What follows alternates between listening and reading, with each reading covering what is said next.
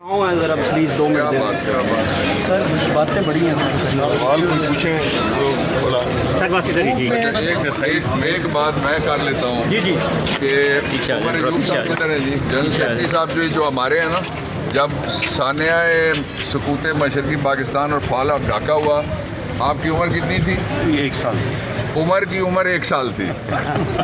अब 1 साल वाला जो है वो नहीं समझ सकता कि क्या सानिया हुआ है। वो समझाने के लिए रियासत ने खुद 1972 में एक इंटरम रिपोर्ट मंगवाई, इसलिए कि अभी तक जंगी कैदी वापस नहीं आए थे। और वो इंटरम रिपोर्ट ये थी कि सुकूत ढाका के ज़िम्मेदार कौन कौन से जर्नैल हैं और कौन कौन लोग हैं जिनके आपने कोर्ट मार्शल करने हैं, कौन लोग हैं जिनके ख़िलाफ़ आपने मुकदमे बनाने हैं और किन लोगों को आपने नौकरी नहीं देनी। एक फिर जब टाइगर वापस आया, जो सरेंडरिंग टाइगर था वो, और उसके साथ जनरल याया खान, उनके बयानात लिखे गए, उनको इंक्वायरी कमीशन ने शामिल किया और उसके बाद जो फाइनल रिपोर्ट है वो 1974 में सबमिट हुई है। इस रिपोर्ट को ना रियासत ने कभी मुस्तरद किया, ना रिसेंड किया और ना ही कभी विड्रॉ किया, ना ही उस इंक्वायरी कमीशन के ऊपर एक और इंक्वायरी कमीशन लगाया कि हमें नए TORs पे इंक्वायरी की ज़रूरत है। जो FIA का इदारा है वो FIA रहे, वो MIA मरियम इन्वेस्टिगेटिंग एजेंसी ना बने। वो तारीख़ दान नहीं है, तारीख़ नवीस नहीं है, उनको भी तारीख़ का कुछ नहीं पता। वहाँ जो काम करने वाले अक्सर वो सानिया सुकूत मशरकी पाकिस्तान के बाद की पैदाइश होंगे यकीनन, वरना जिसको 60 साल हो गए वो तो रिटायर हो जाता है, 10 साल में कोई भर्ती हो नहीं सकता। 53 साल अब हो गए सानिया मशरकी पाकिस्तान को। तो इसलिए ज़रूरी है कि उमर अयूब को पहले रिपोर्ट की कॉपी दी जाए।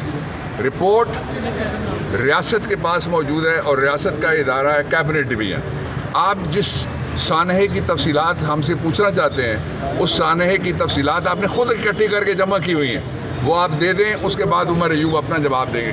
दूसरा, मैं इस पर एक पॉलिटिकल कमेंट ये करना चाहता हूँ कि आप सबको पता है कि सारी दुनिया में हाथ पाँव नाक रगड़ रगड़ के कहा यह जा रहा है कि जो हमारे कर्ज़े हैं वो रीशेड्यूल कर दो और कुछ हमें दे दो, और सारे वास्ते दिए जा रहे हैं कि कुछ हमें दे दो ताकि जाके हम बजट बना सकें। बजट के लिए उन्होंने 6 तारीख रखी हुई थी, अभी तक बजट का नामो निशान नहीं है।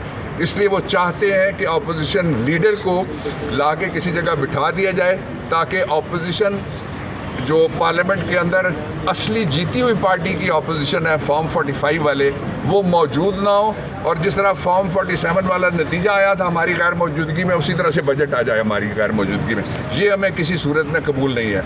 आखिरी बात जो मेरी तरफ से है वो ये है कि ये जितने भी मुकदमात हैं ये पाकिस्तान को साबित करते हैं कि सरज़मीन बेआईन है, और ये जितने भी मुकदमात हैं ये गैर कानूनी है, और ये जितने भी मुकदमात हैं इनका कोई नतीजा मुस्बत इसलिए नहीं निकल सकता कि इमरान खान तो दूर की बात, इमरान खान की पार्टी तो दूर की बात, आपने एक अकेला अहमद फरहाद उठाया, आपने पूरा जोर लगाया, वो भी नहीं तोड़ा जा सका। जो तोड़ना चाहते थे इमरान को, उसने इमरान ने उनको तोड़ा नहीं है, तोड़ फोड़ कर दिया। अच्छा सर, बताइएगा कि जो वज़ीर-ए-आज़म शहबाज शरीफ साहब हैं वो सुना है ना रिसेंड किया और ना ही कभी विड्रॉ किया, ना ही उस इंक्वायरी कमीशन के ऊपर एक और इंक्वायरी कमीशन लगाया कि हमें नए TORs पे इंक्वायरी की ज़रूरत है। जो FIA का इदारा है वो FIA रहे, वो MIA मरियम इन्वेस्टिगेटिंग एजेंसी ना बने। वो तारीख़ दान नहीं है, तारीख़ नवीस नहीं है, उनको भी तारीख़ का कुछ नहीं पता। वहाँ जो काम करने वाले अक्सर वो सानिया सुकूत मशरकी पाकिस्तान के बाद की पैदाइश होंगे यकीनन, वरना जिसको 60 साल हो गए वो तो रिटायर हो जाता है, 10 साल में कोई भर्ती हो नहीं सकता। 53 साल अब हो गए सानिया मशरकी पाकिस्तान को। तो इसलिए ज़रूरी है कि उमर अयूब को पहले रिपोर्ट की कॉपी दी जाए। रिपोर्ट रियासत के पास मौजूद है और रियासत का इदारा है कैबिनेट डिवीज़न। आप जिस सानहे की तफसीलात हमसे पूछना चाहते हैं, उस सानहे की तफसीलात आपने खुद इकट्ठी करके जमा की हुई हैं, वो आप दे दें, उसके बाद उमर अयूब अपना जवाब देंगे। दूसरा, मैं इस पर एक पॉलिटिकल कमेंट ये करना चाहता हूँ कि आप सबको पता है कि सारी दुनिया में हाथ पाँव नाक रगड़ रगड़ के कहा यह जा रहा है कि हमारे कर्ज़े हैं वो रीशेड्यूल कर दो और कुछ हमें दे दो, और सारे वास्ते दिए जा रहे हैं कि कुछ हमें दे दो ताकि जाके हम बजट बना सकें। बजट के लिए उन्होंने 6 तारीख रखी थी, अभी तक बजट का नामो निशान नहीं है। इसलिए वो चाहते हैं कि ऑपोजिशन लीडर को लाके किसी जगह बिठा दिया जाए ताकि ऑपोजिशन जो पार्लियामेंट के अंदर असली जीती हुई पार्टी की ऑपोजिशन है, फॉर्म 45 वाले, वो मौजूद ना हो, और जिस तरह फॉर्म 47 वाला नतीजा आया था हमारी गैर मौजूदगी में, उसी तरह से बजट आ जाए हमारी गैर मौजूदगी में। ये हमें किसी सूरत में कबूल नहीं है।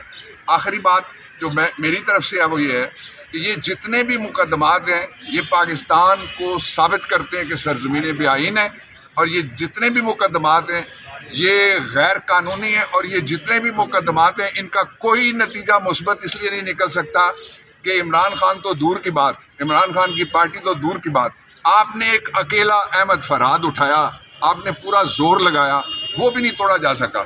जो तोड़ना चाहते थे इमरान को, इमरान ने उनको तोड़ा नहीं है, तोड़ फोड़ कर दिया। अच्छा सर, बात करते हैं। डिप्टी मेयर से ज्यादती हो गई है।